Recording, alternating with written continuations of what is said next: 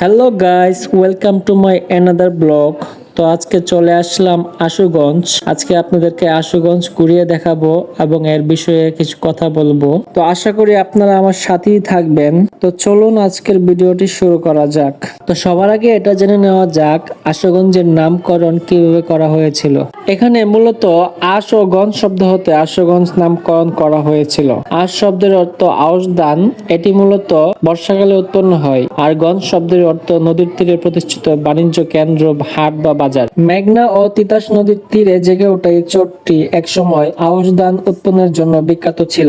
মেঘনা নদীর তীরে আউশ ধান ক্রয় বিক্রয়কে কেন্দ্র করে একটি গঞ্জ গড়ে উঠেছিল, তাই এই এলাকাটির নামকরণ করা হয় আশুগঞ্জ।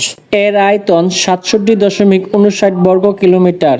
এর উত্তরে সরাইল উপজেলা, দক্ষিণে নবীনগর, পূর্বে ব্রাহ্মণবাড়িয়া সদর উপজেলা এবং পশ্চিমে ভৈরব ও রায়পুরা উপজেলা অবস্থিত। আশুগঞ্জকে বলা হয় মেঘনা কন্যা। এটি বাংলাদেশের একটি উল্লেখযোগ্য বন্দর ও শিল্প নগরী। এর থানা গঠিত হয় 1984 সালে এবং 2000 সালে 26 জুলাই থানাকে উপজেলায় রূপান্তরিত করা হয়। আশুগঞ্জ উপজেলাটি বাংলাদেশের চট্টগ্রাম বিভাগের ব্রাহ্মণবাড়িয়া জেলার অন্তর্গত একটি প্রশাসনিক এলাকা ও গুরুত্বপূর্ণ শহর। এটি মেঘনা নদীর তীরে অবস্থিত। এর ঊর্ধ্বতা হল 10 মিটার 36 ফুট। এই শহরটি বিদ্যুৎ কেন্দ্রের জন্য অতি পরিচিত।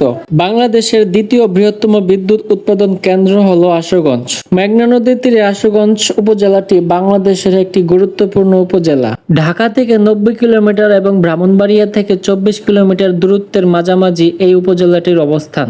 তো এই ছিল আমাদের আজকের ভিডিও। তো গাইস, ভিডিওটি কেমন লাগলো সবাই অবশ্যই কমেন্ট করে জানাবেন। আর এরকম নিত্য নতুন ভিডিও পেতে হলে আমার ফেসবুক পেজটিকে ফলো দিয়ে রাখবেন। আর যদি ইউটিউব থেকে দেখে থাকেন, আমার ইউটিউব চ্যানেলকে সাবস্ক্রাইব করে বেল আইকন বাজিয়ে দিবেন। তো আজকের মতো এইটুকুই নিয়ে বিদায় নিলাম। সবাই ভালো থাকবেন, সুস্থ থাকবেন।